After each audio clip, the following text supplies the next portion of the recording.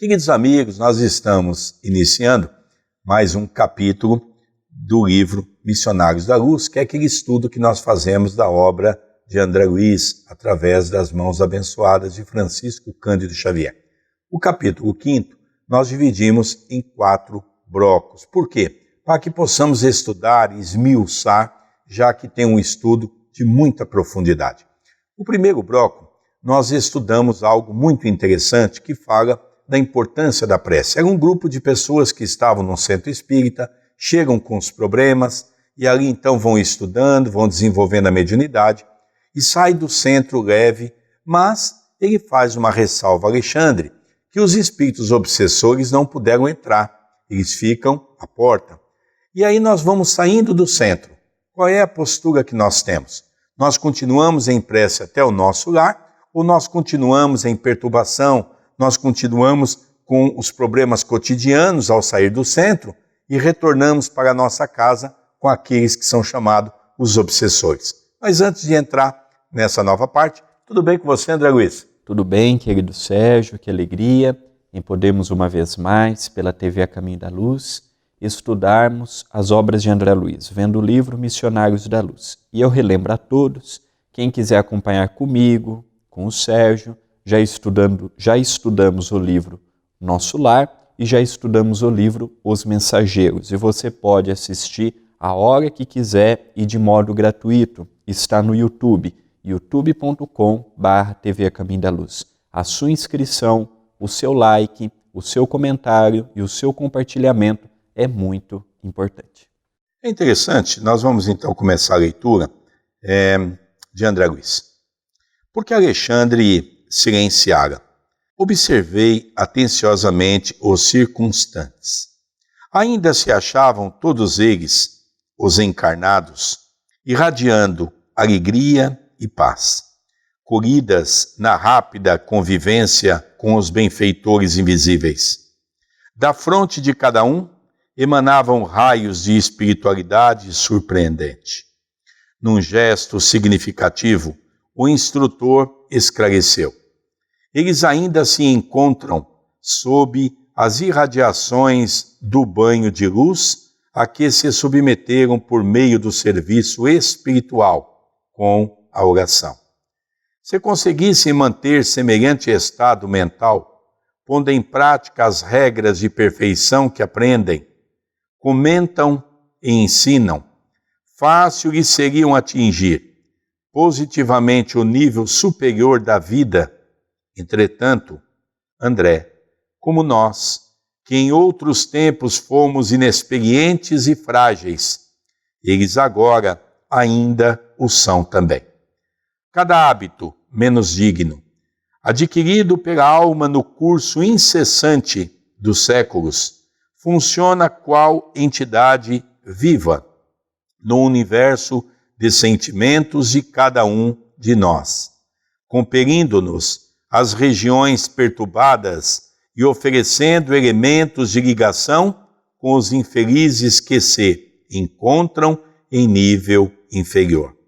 Examine os nossos amigos encarnados com bastante atenção.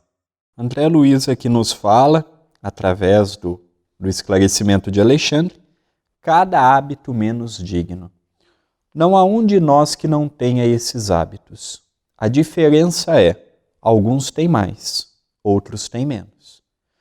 Outro ponto significativo, o esforço de cada um para superar esses hábitos, colocando no lugar hábitos novos.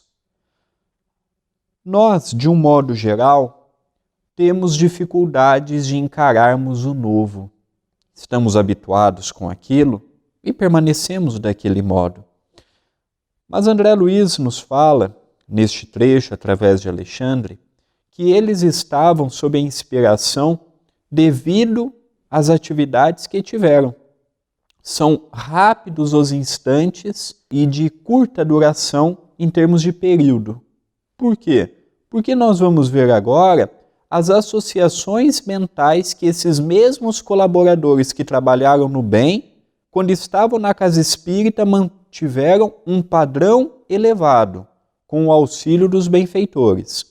Agora que eles estão na rua, na via pública, indo para os seus lares, para os seus trabalhos, continuando a sua vida, eles são convidados a fazer a sua própria mente. Eles são convidados a fazer o seu próprio padrão mental. E nós vamos ver que não é tão simples quebrarmos as barreiras das nossas vicissitudes. E elevando o padrão mental, eleva-se as companhias espirituais que estão conosco. Esses irmãozinhos, muitos deles não conseguiam isto, como nós também não conseguimos.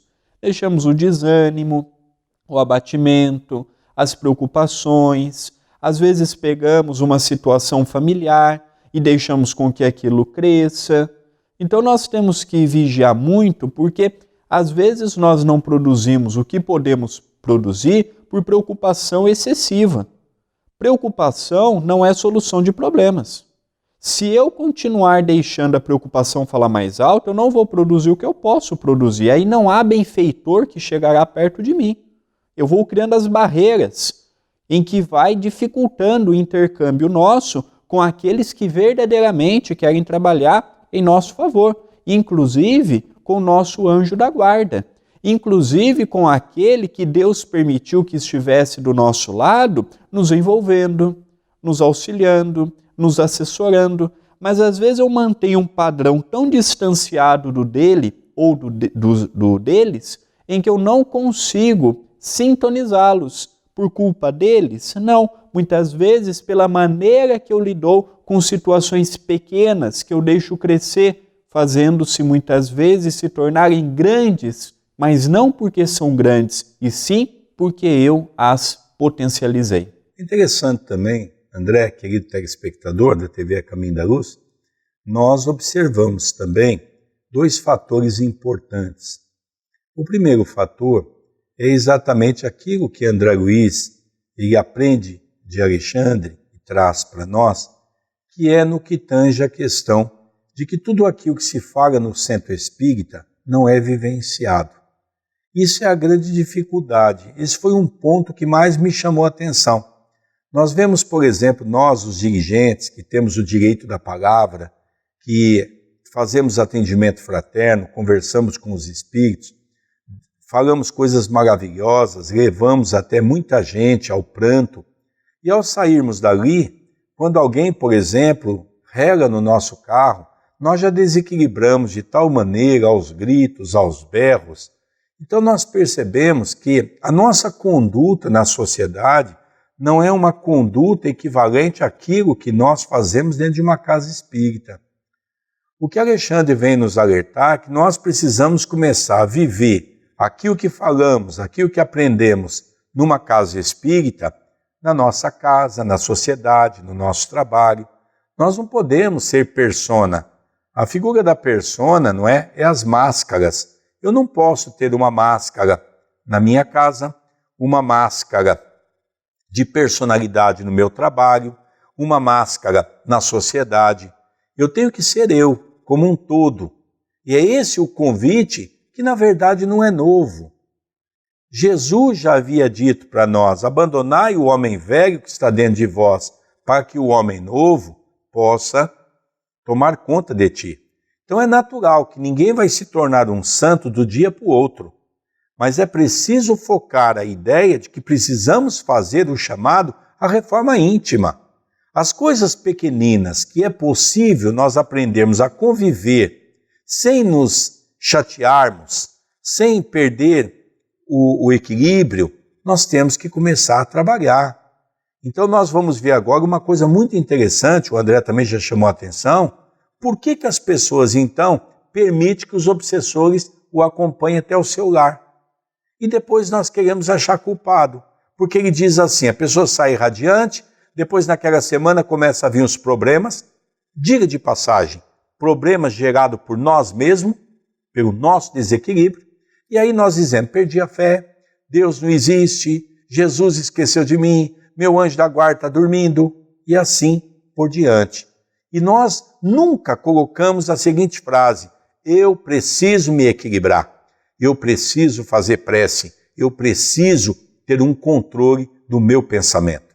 Vamos dar uma continuidade para a gente ver o que André Luiz continua dizendo para todos nós? Contemplei-os com interesse. Trocavam gentilmente as últimas saudações da noite, demonstrando luminosa felicidade. Acompanhemos o grupo, no qual se encontra o nosso irmão mais fortemente atacado pelas inquietações do sexo. Exclamou o orientador, proporcionando-me valiosa experiência. O rapaz, em companhia de uma senhora idosa e de uma jovem, que logo percebi serem sua mãe e irmã, punha-se de regresso ao lar. Movimentamo-nos seguindo-os de perto. Alguns metros além do recinto, onde se reuniam os companheiros de luta, o ambiente geral da via pública tornava-se ainda mais pesado. 3 entidades de sombrio aspecto, absolutamente cegas para com a nossa presença, em vista do baixo padrão vibratório de suas percepções, acercaram-se do trio sob nossa observação. Encostou-se uma delas à senhora idosa e instantaneamente reparei que a sua fronte se tornava opaca, estranhamente obscura. Seu semblante modificou-se. Desapareceu-lhe o júbilo irradiante, dando lugar aos sinais de preocupação forte, transfigurara-se de maneira completa. Ó meus filhos, exclamou a genitora que parecia paciente e bondosa, por que motivo somos tão diferentes no decurso do trabalho espiritual? Quisera possuir, ao retirar-me de nossas orações coletivas, o mesmo bom ânimo, a mesma paz íntima. Isso, porém, não acontece.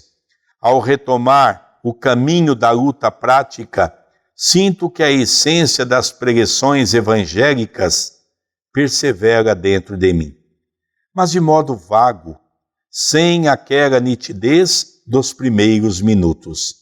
Esforço-me, sinceramente, por manter a continuação do mesmo estado de alma.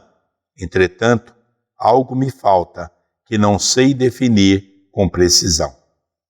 Nesse momento, as 2 outras entidades que ainda se mantinham distanciadas agarraram-se comodamente aos braços do rapaz, que ofereceu aos meus olhos o mesmo fenômeno. Embaciou-se-lhe a claridade mental e 2 rugas de aflição e desalento vincaram-lhe as faces, que perderam aquele aro de alegria luminosa e confiante. Foi então que ele respondeu em voz pausada e triste. Então, o primeiro ponto que nos chama a atenção. Ser espírita é ser pessoa comum, com qualidades e com defeitos a serem corrigidos. Aqui nós vemos o núcleo composto por 3 familiares: a mãe, o filho e a filha. A mãe havia uma entidade perturbadora a envolver. O filho havia 2 entidades a envolvê-lo. A menina, a irmã, era a única que não havia um espírito obsessor do lado. A mãe, com aquele mesmo discurso da maioria de nós, por não ter força suficiente para lutar com as suas dificuldades, mantém um padrão baixo e depois questiona: onde eu errei? O que me falta? Não sei, mas me falta algo. O irmãozinho, esse filho desta companheira, ele tinha graves problemas associados à sexualidade. Vejamos bem, o espiritismo não é contra o sexo. Muito pelo contrário, o sexo faz parte das nossas necessidades, tanto do homem quanto da mulher. Mas há uma diferença entre o sexo com responsabilidade e a libertinagem lidada pelo sexo e pela sexualidade. Esse nosso irmão, ele tinha graves problemas a nível de pensamento quando envolvia o sexo. E esses dois amiguinhos que ele arranjou num prostíbulo. Ele arranjou indo em busca de algo que ele havia na casa, já que ele era casado, mas pelas suas dificuldades envolvendo este quesito, buscava também fora. Então nós vemos os graves problemas das escolhas que nós temos. Os graves problemas que trazemos em nossa alma. Mas não é porque ele trouxe esses problemas com ele que ele não deveria lutar. Os amigos espirituais superiores faziam o que podiam. Mas nós vamos ver mais adiante, para não pularmos etapa, que na maioria das vezes, quem associa a espíritos menos elevados não são eles para conosco, somos nós os encarnados. Mas não vamos pular etapas, daqui a pouco veremos. É interessante, André, que nós também falamos muito dos obsessores, não é?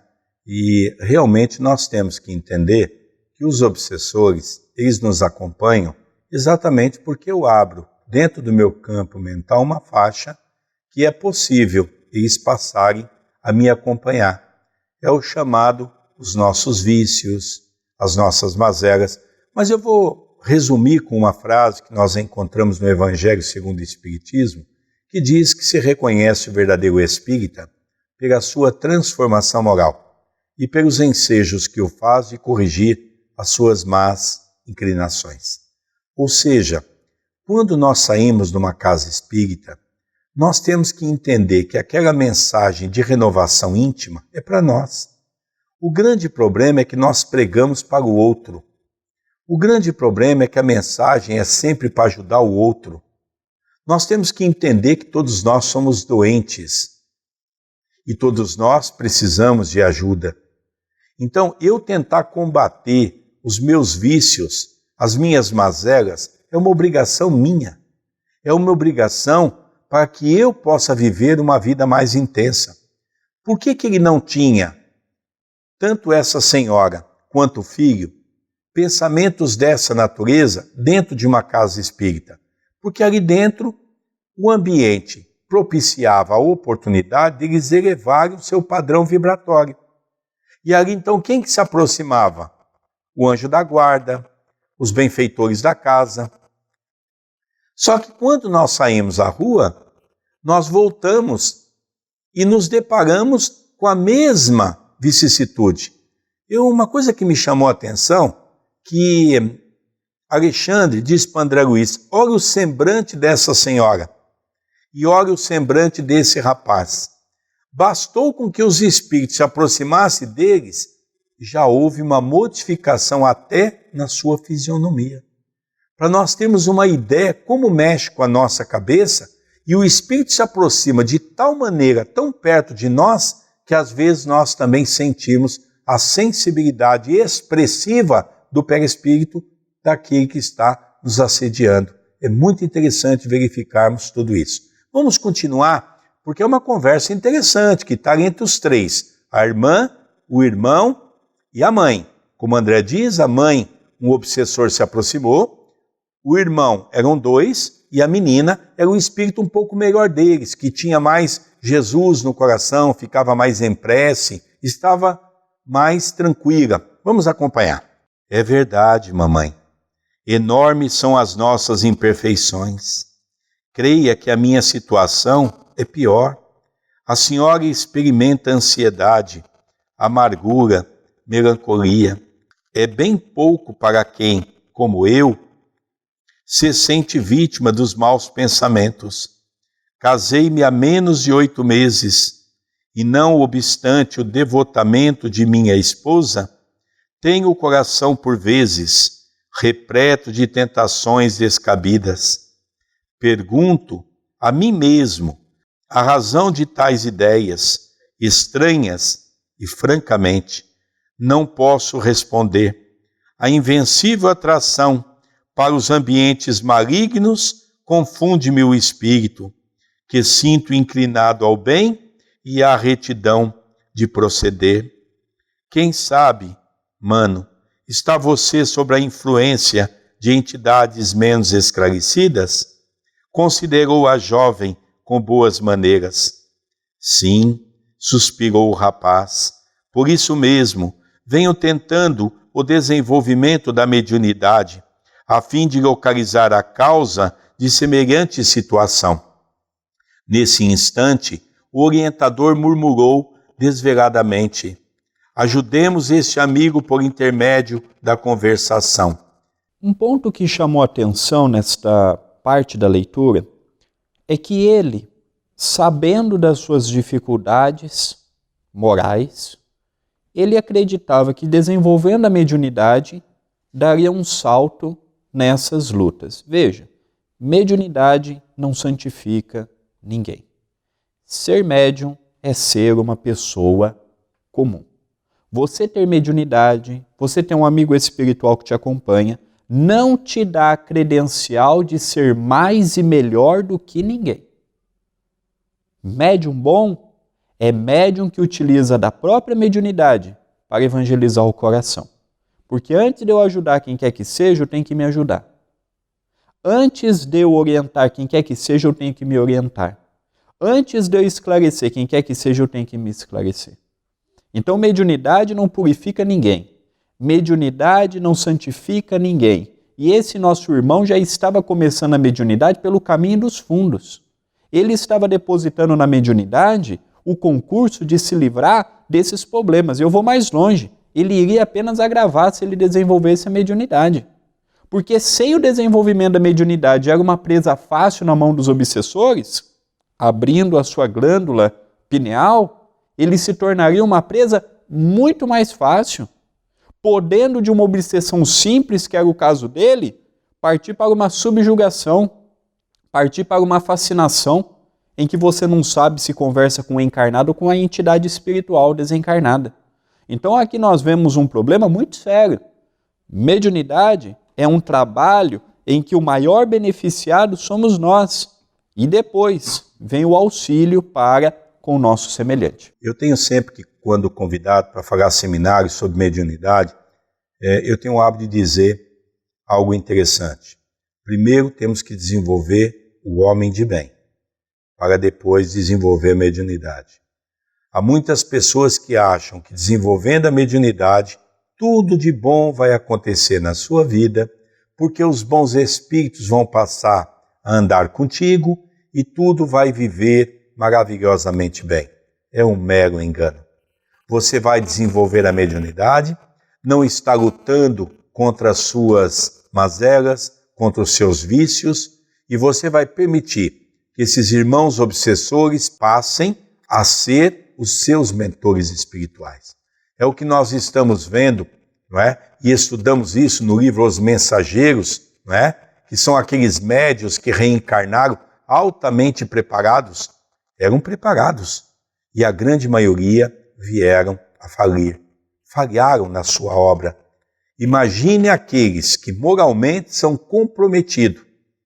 Não imagine que a mediunidade é a solução da lavoura. Não é. Mediunidade é, sem sombra de dúvida, o aspecto do nosso intercâmbio com os espíritos. Mas há uma necessidade da reforma de homem de bem, de modificarmos os nossos atos.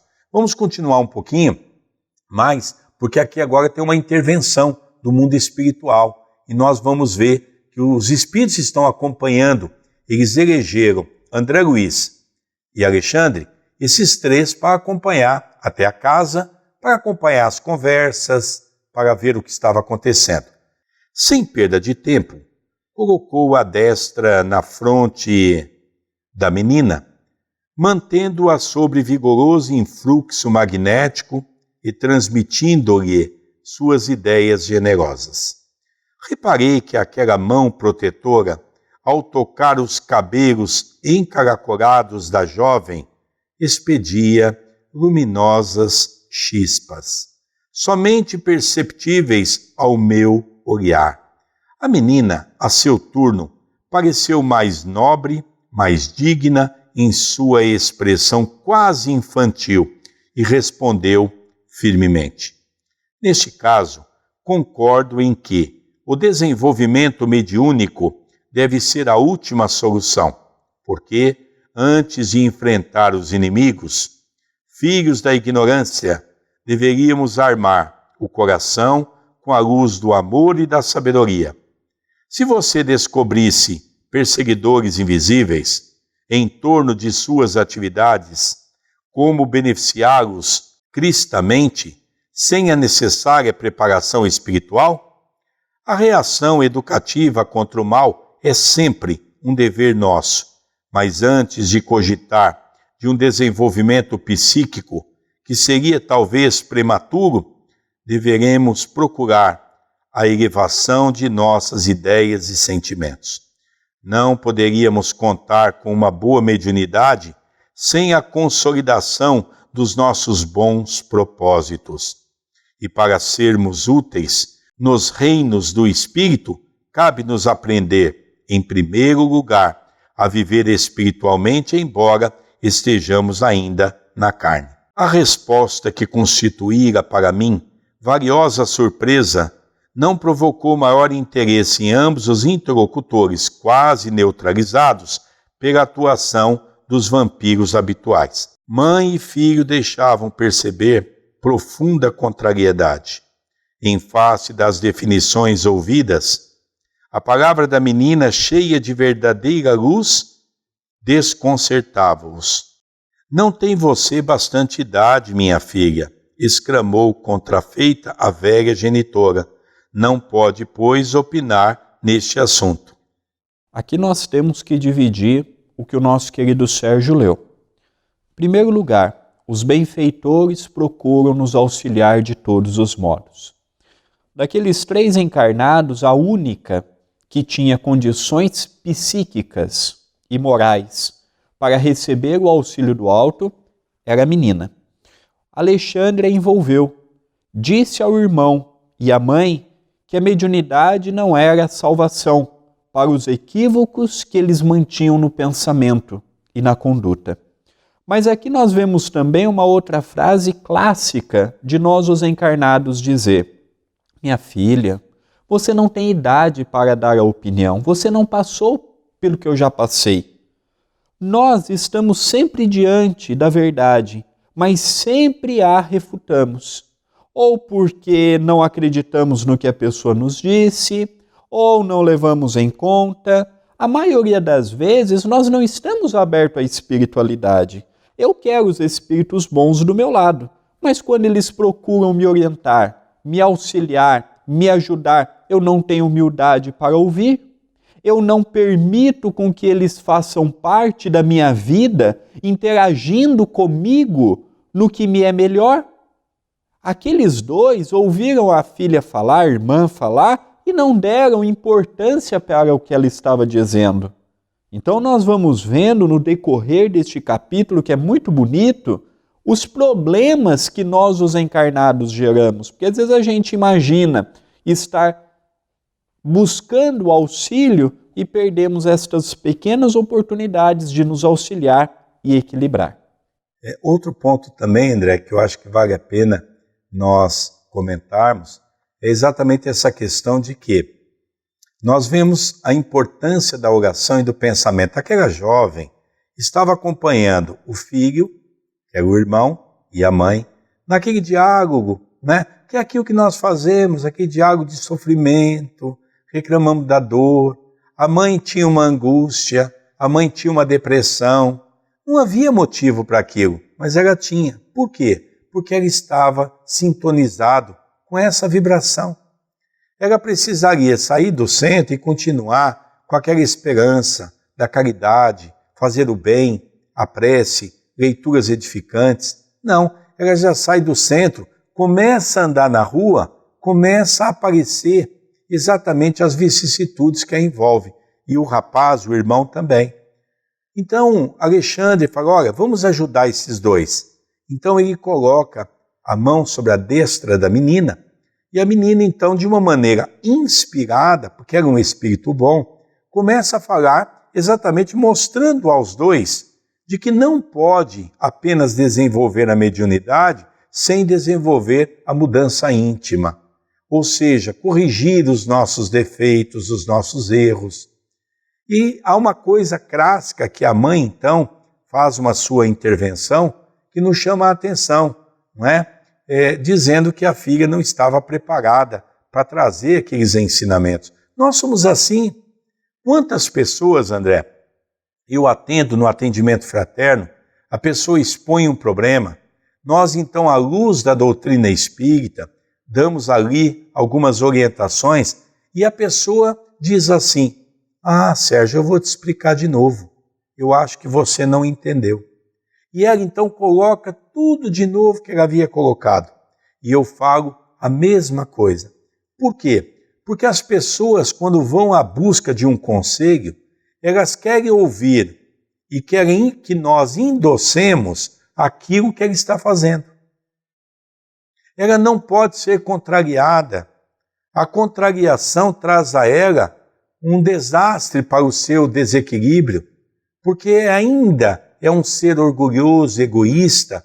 Nós queremos sempre ouvir aquilo que nos apetece, aquilo que nos interessa. Não é, André Luiz? É verdade. E isso não é apenas... O nosso querido Sérgio deu o exemplo de quem busca o centro espírita pela porta das dificuldades. Mas nós vemos isso também dentre os dirigentes espíritas que param no tempo, acham que o conhecimento que têm por serem espíritas há 30 anos já é suficiente. Tem médiuns que não dão abertura para ouvir médiuns aspirantes que estão iniciando e têm boas intenções. Não é apenas o necessitado que não abre espaço. O escritor, o médium, o dirigente, o orador. Nós não podemos achar que sabemos de tudo. Nós não podemos achar que não temos o que melhorar, que não temos o que vigiar. É um grande engano quem imagina que já é um médium pronto. Um grande engano quem imagina que é um dirigente perfeito. Você erra, nós erramos.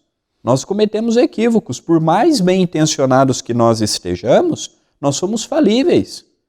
Nós ainda não estamos num grau evolutivo em que podemos dizer assim: eu não me equivoco, eu não erro, eu sei de tudo.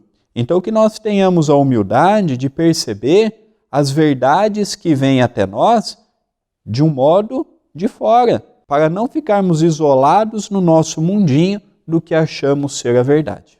Ao caminharmos para o encerramento do segundo programa, do capítulo 5º, eu convido a todos a mandar mensagem para nós através do nosso WhatsApp. O número é 19 997 782794. Se você reside fora do Brasil, é necessário incluir mais 55.